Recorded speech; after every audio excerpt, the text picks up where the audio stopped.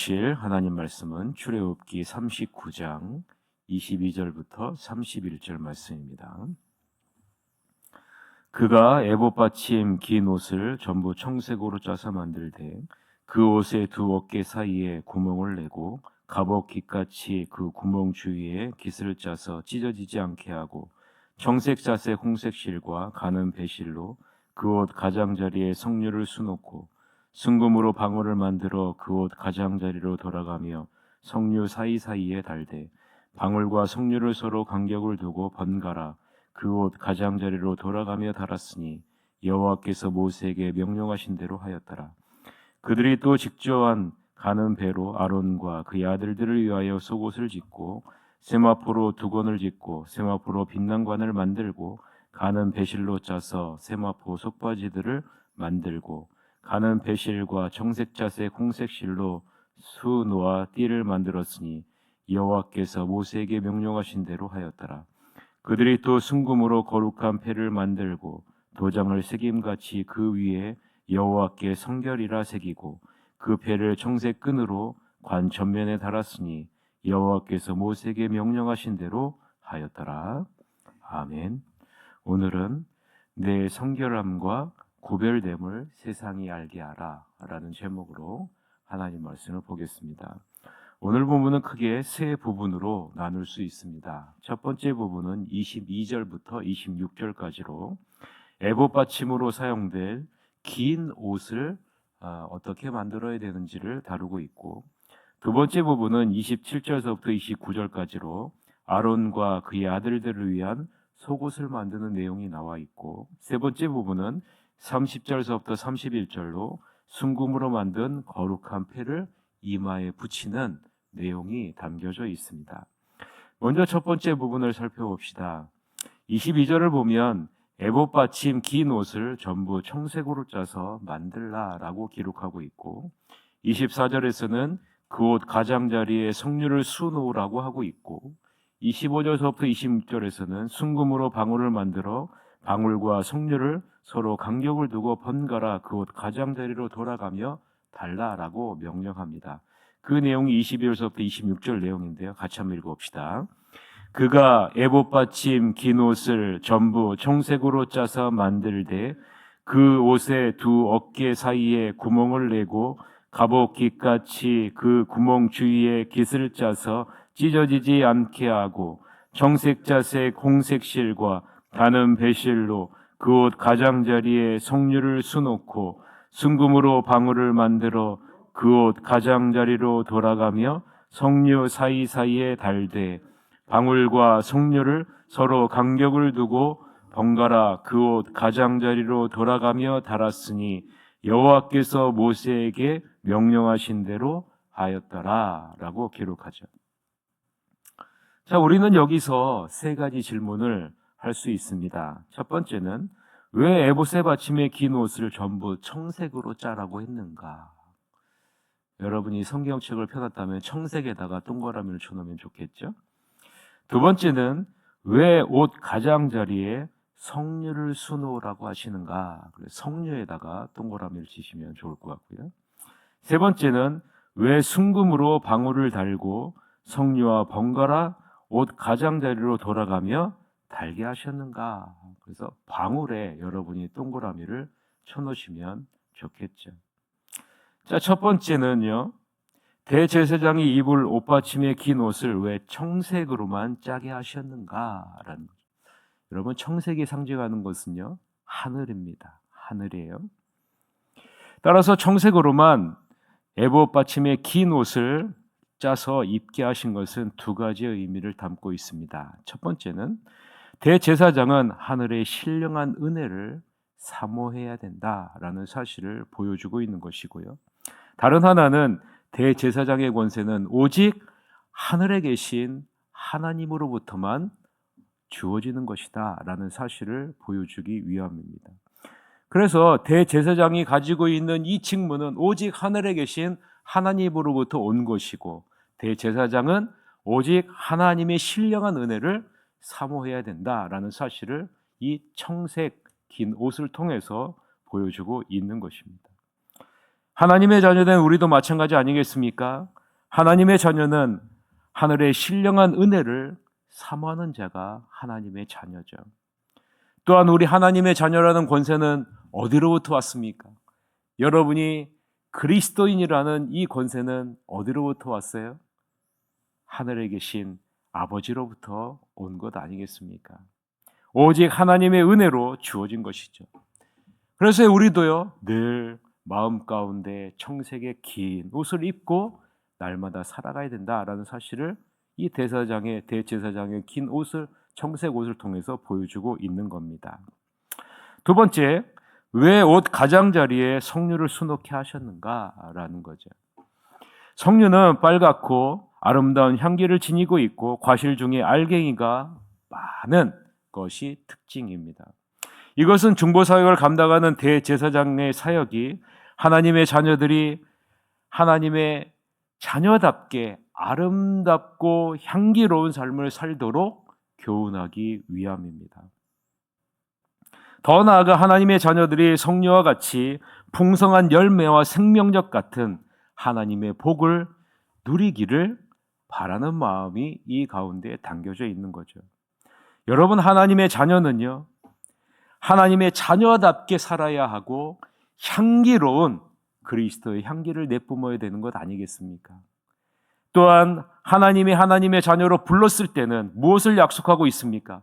성령과 같이 풍성한 열매와 생명력을 약속해 주시는 것 아니겠습니까? 이것이 하나님의 자녀가 누려야 할 마땅한 하나님이 예비한 복이라라는 사실을 이 성류를 통해서 보여주고 있는 것입니다. 언제 우리가 하나님의 자녀답게 그리스도의 향기를 뿜어낼 수 있고 오늘 본문에서 얘기한 풍성한 열매와 생명력을 누릴 수 있을까요? 이것이 어떤 귀에 술을 달게 하신 목적인데 어느 때 우리가 이런 축복을 누릴 수 있을까요? 민수기 15장 37절에서부터 41절에 보면 이렇게 말씀합니다. 여호와께서 모세에게 말씀하여 이르시되 이스라엘 자손에게 명령하여 대대로 그의 옷단 귀에 술을 만들고 청색 끈을 그 귀에 술을 더하라. 이 술은 너희가 보고 여호와의 모든 계명을 기억하여 준행하고 너희를 방종하게 하는 자신의 마음과 눈의 욕심을 따라 음행하지 않게 하기 위함이라.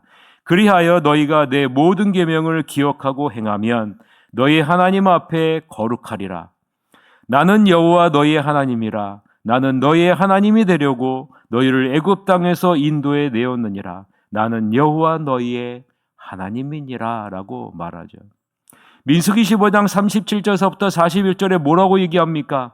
이 귀를 달게 한 목적은 여호와의 모든 계명을 기억하여 준행하고 너희를 방종하게 하는 자신의 마음과 눈의 욕심을 따라 음행하지 않게 하기 위함이라 라고 말하고 있습니다.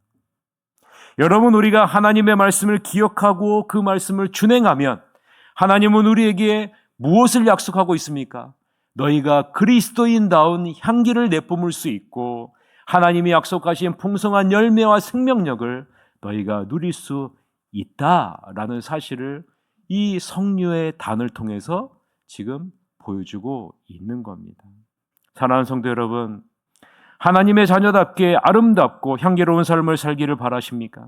성령같이 풍성한 열매와 생명력을 나타내는 하나님의 복을 누리기를 바라십니까?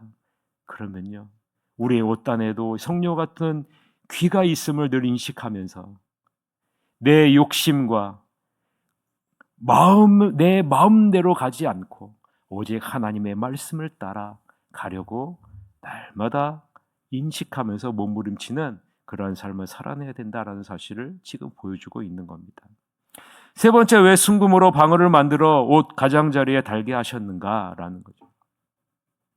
대제사장은 1년에 한 번 지성소에 들어가 하나님께 속죄제사를 드리러 가야 했습니다. 그런데 그냥 들어가는 것이 아니라 소리를 내면서 들어가게 하셨다라는 거죠. 자, 여러분, 대제사장이 1년에 이스라엘 모든 백성의 속죄제사를 드리러 들어가야 되는데 하나님은 소리를 내며 들어가게 하셨다라는 거예요. 에봇 받친 긴 옷 가장자리에 순금으로 만든 금방울을 달아서 소리를 내며 들어가게 하셨다라는 거. 그냥 들어가게 하시지 않고 왜 소리를 내며 들어가게 하셨을까요? 여기에는 두 가지 의미를 우리가 살펴볼 수 있습니다. 첫 번째는 대제사장 아론이 지성소에 들어갈 때 어떠한 마음을 갖고 들어가야 하는지를 보여주기 위함이죠. 어떠한 마음을 갖고요? 여호와 하나님을 경외하는 마음을 갖고 들어가야 한다라는 사실을 이 소리를 통해서 인식하게 하신 것입니다. 하나님 앞에 나아갈 때 죽음을 각오하고 나아가야 했음을 보여주는 것 아니겠습니까? 두렵고 떨리는 마음으로 지성소에 들어가야 한다는 사실을 보여주기 위함 아니겠습니까? 하나님이 이스라엘 백성들의 죄를 온전히 사하지 않고 우리가 죄악 그 은혜가 없이는요 하나님 앞에는 나아갈 수가 없잖아요. 그러니까 늘 두렵고 떨리는 마음으로 대제사장 아론은 두렵고 떨리는 마음으로 하나님 앞에 나와야 했다라는 사실이죠. 두 번째는 이 소리를 모든 이스라엘 백성이 듣게 했다라는 사실입니다. 대제사장 아론만 들은 것이 아니라 모든 이스라엘 백성들이 듣게 하는 거예요. 그러면 대제사장 아론이 소리를 내면서 모든 이스라엘 백성들의 속죄제사를 드리러 갈 때, 지성소 들어갈 때 이 소리를 들은 이스라엘 백성들은 무엇을 했을까요? 모두 다 이 소리를 듣고 성소 밖 마당에서 기도했다는 사실을 여러분 기억하셔야 됩니다. 만약 이 소리가 나지 않는다면 대제사장 아론은 하나님으로부터 죽임을 당한 것이기 때문입니다. 그래서 소리가 나는 동안 모든 이스라엘 백성들은 하나님의 은혜를 구하면서 이 은혜가 없이는 우리가 살 수 없는 자임을 고백하면서 기도해야만 했다라는 사실입니다. 그러기에 하나님의 긍휼하심과 은혜를 구하는 기도를 모든 이스라엘 백성들이 하게 하신 거예요. 이것이 소리를 내게 하신 목적이라는 사실입니다.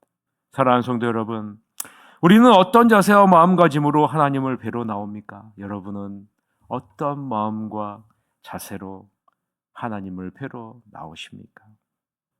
우리의 마음에도 영적인 방울을 달아야 하지 않겠습니까? 여러분의 마음에도 영적인 방울을 달아야 되지 않겠습니까? 오늘 본문에서 그것을 말하는 것 아니겠어요? 하나님의 은혜가 없이는 우리는 한순간도 살 수 없는 연약한 죄인임을 인식하면서 두렵고 떨리는 마음으로 주님 앞에 나와라 라는 사실을 보여주는 것 아니겠습니까? 27절서부터 29절까지는 아론과 그 아들들을 위한 속옷에 대해서 나오죠. 27절서부터 29절 같이 읽어봅시다. 시작. 그들이 또 직조한 가는 배로 아론과 그의 아들들을 위하여 속옷을 짓고 세마포로 두곤을 짓고 세마포로 빛난관을 만들고 가는 배실로 짜서 세마포 속바지들을 만들고 가는 배실과 청색자색 홍색실로 수노와 띠를 만들었으니 여호와께서 모세에게 명령하신 대로 하였더라라고 말하죠. 이 속옷은 무릎 아래까지 내려오는 옷으로 에봇받친 키노단을 입는 옷입니다.